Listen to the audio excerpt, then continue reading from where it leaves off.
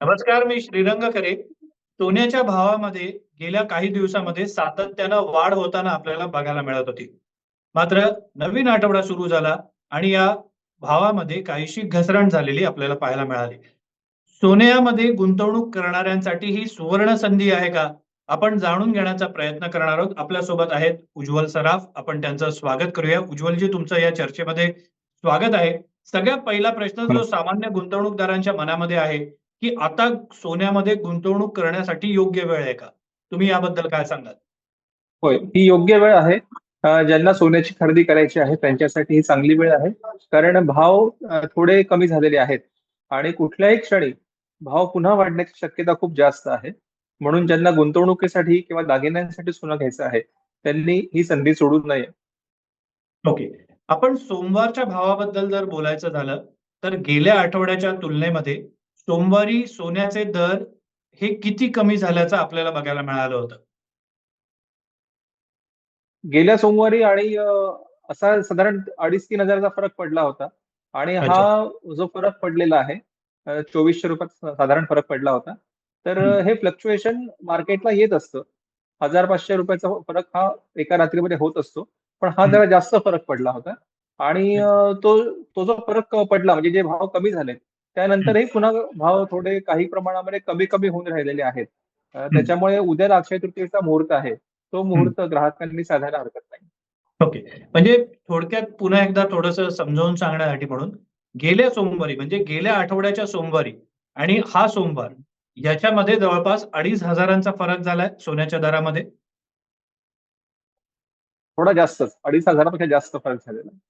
सोनं घसरलेलं आहे म्हणजे 2,500 पेक्षा थोडं हो, जास्त हो. किंमत जास्त घसरलेली घसरलेला आहे आहे. सोन्याची. हो, हो, हो, हो. बरं. आता एक गोष्ट जाणून घ्यायची इच्छा आहे, कारण आम्हाला अशा बातम्या अनेक वाचायला मिळालेल्या होत्या, की जे ज्वेलर्स आहेत, त्यांच्याकडून काही डिस्काउंट दिले जात आहेत किंवा काही सवलती दिल्या जात आहेत, जेणेकरून ग्राहकांनी सोनं खरेदी करावी. हे खरं आहे का? आणि जर त्या डिस्काउंट दिल्या जात असतील, तर त्याचा गुंतवणूकदारांना नेमका कसा फायदा होतो? बघा डिस्काउंट जो दिला जातो ना, हा कधी पण बुलियनवर नसतो. तुकडे 24 कॅरेटचे वेढणी वगैरे याच्यावर डिस्काउंट नसतो, दागिन्यांवरती असतो आणि ही हं, प्रत्येक ज्वेलरची आपली वेगळी पॉलिसी असते. हं, त्याच्यामुळे आपण त्या डिस्काउंटचा फायदा घ्यावा किंवा घेऊ नये, हे प्रत्येक ग्राहकाने आपापल्या परीने सगळ्या बाबी तपासून ठरवायचं असतं. हं. त्याच्यामुळे कुठल्या ज्वेलर्सचा काय डिस्काउंट आहे, किती प्रमाणात आहे आणि तो कसा आहे म्हणजे छुपा आहे का खरोखर डिस्काउंट आहे? याचा तपास प्रत्येक ग्राहकाने आपापल्या परीने करावा आणि मगच त्या डिस्काउंटचा लाभ घ्यावा. ओके. आता आणखी एक ग्राहकांच्या मनात हा प्रश्न नेहमी निर्माण होतो, की आपण जे सोनं घेतोय, ते किती शुद्ध आहे? असा त्यांना एक नेहमी प्रश्न पडतो. सोनं शुद्ध आहे की नाही? याचा सर्वसामान्य ग्राहकांना कळण्याचा सोपा मार्ग कोणता आहे? तुम्ही याबद्दल काय मार्गदर्शन कराल? आता बघा प्रत्येक दागिन्यावरती हॉलमार्क असतो आणि हं, त्या हॉलमार्कच्या पुढे त्या दागिन्याची प्युरिटी किती आहे हे लिहिलेलं असतं. त्यामुळे हं, ग्राहकांनी हॉलमार्क प्रमाणित दागिने खरेदी करावे. हं, त्याच्यावरती HUID नंबर सुद्धा असतो. म्हणजे त्या नंबरने गव्हर्नमेंटच्या वेबसाईटवरती त्या दागिन्याची नोंद झालेली असते. हं, त्यामुळे हॉलमार्क आणि HUID नंबर या दोन्ही हं, गोष्टी ग्राहकांनी तपासून घ्याव्यात आणि हं, हॉलमार्क जर असेल त्या कॅरेटचा म्हणजे हं. नुसता हॉलमार्क पुरेसा नसतो, त्याच्यावरती कॅरेट सुद्धा अंकित केलेलं असतं, की 18 कॅरेट आहे, 22 कॅरेट आहे, 24 कॅरेट आहे, जे काय असेल ते. तर ते वाचावं. त्याच्यामुळे तुम्हाला समजू शकेल, की किती कॅरेटचा दागिना आपण घेतो आहोत. ओके. आपण एप्रिल महिन्याचा जर विचार केला, तर एप्रिल महिन्यात सोन्याच्या दरानं रोज नवनवे उच्चांक गाठताना बघितलेले होते. जर आपण जळगावची गोष्ट केली, कारण जळगाव ही सुवर्ण नगरी म्हणून ओळखली जाते. तर बरोबर. ग्राहकांचा प्रतिसाद सोन्याचे दर जेव्हा वाढत होते, तेव्हा नेमका कसा होता? आणि जेव्हा सोमवारी हे दर कमी झालेले आहेत, तेव्हा नेमका प्रतिसाद कसा होता? प्रतिसाद आता वाढलेला आहे. गेल्या बरं. काही 3-4 दिवसामध्ये याची 2 कारणं आहेत. एकतर भाव हं, थोडे मागे आलेले आहेत. हे एक प्रमुख कारण आहे आणि आता उद्याला अक्षय तृतीयेचा मुहूर्त आहे. हे सुद्धा एक महत्त्वाचं कारण आहे. कारण अक्षय हं, तृतीया या सोन्या खरेदीच्या 3.5 मुहूर्तांपैकी एक मुहूर्त आपण मानतो. हं, ग्राहकांच्या दृष्टीने त्याला फार महत्त्व आहे. हं, सगळ्यांच्याच दृष्टीने फार महत्त्व आहे. त्याच्यामुळे बाजारामध्ये ग्राहकांची खरेदी वाढलेली आहे. हं. एक ना नेहमी इंटरेस्टिंग गोष्ट बोलली जाते, पण प्रत्यक्षात ती होते की नाही मला तुमच्याकडनं उत्तर जाणून घ्यायचं आहे. अनेक जण सोन्याचं बुकिंग करायला लागलेले आहेत, खास करून अक्षय तृतीयेच्या निमित्तानं. या वर्षीचा ट्रेंड नेमका काय सांगतो? बुकिंगचं प्रमाण हे गेल्या वर्षीच्या तुलनेत वाढलेलं दिसतं का थोडासा त्याला कमी प्रतिसाद मिळालेला बघायला मिळतो यावर्षी? प्रतिसाद कमी होण्यापेक्षा त्याची क्वांटिटी कमी झालेली आहे, असं आपण म्हणूया. बरं. म्हणजे ग्राहकांची संख्या तेवढीच आहे. पण हं. पूर्वी समजा एखादा ग्राहक 10 ग्रॅम सोनं घेणार असेल अक्षय तृतीयेच्या मुहूर्तावरती, तर तो यावर्षी 5 ग्रॅम घेतोय. बरं. कारण रक्कम वाढली. म्हणजे हं, सोनं घेण्याची इच्छा कायम आहे.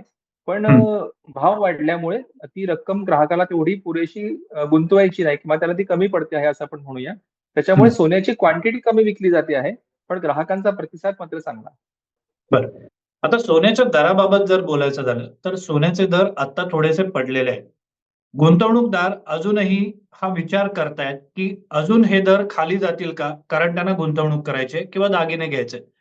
तुमचं रीडिंग काय सांगतं, की सोन्याचे दर आणखी खाली येण्याची शक्यता तुम्हाला वाटते का?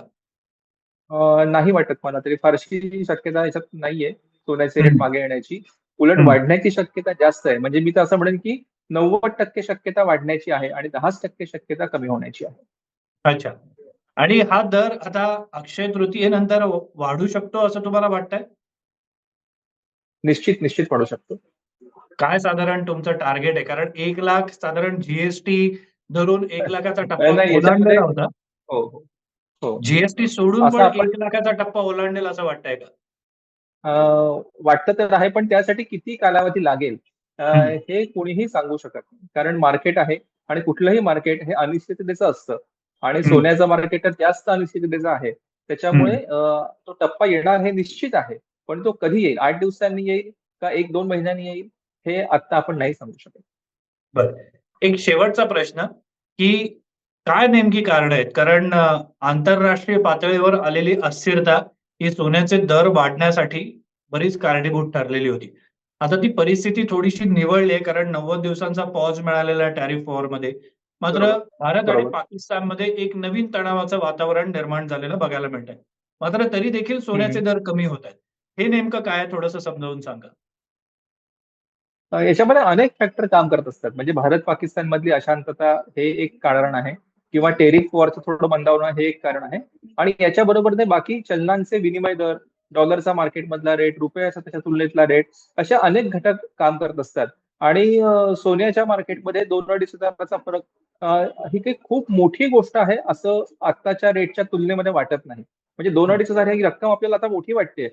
पण जेव्हा हा 50,000 चा भाव होता ना, तेव्हा ही हं. रक्कम मोठी वाटायची. आता जेव्हा अच्छा. 1,00,000 भाव झाला, तेव्हा हं, 2,500 ची रक्कम टक्केवारीचा जर आपण हिशोब केला, तर हं, ती फारशी नाहीये आणि 2-2.5% चा फरक होणं मार्केटमध्ये हं. हे स्वीकारार्ह आहे. ओके. धन्यवाद उज्ज्वलजी तुम्ही दिलेल्या या संपूर्ण माहितीबद्दल. तर सोन्यामध्ये ज्यांना गुंतवणूक करायची आहे त्यांच्यासाठी आता योग्य संधी आहे.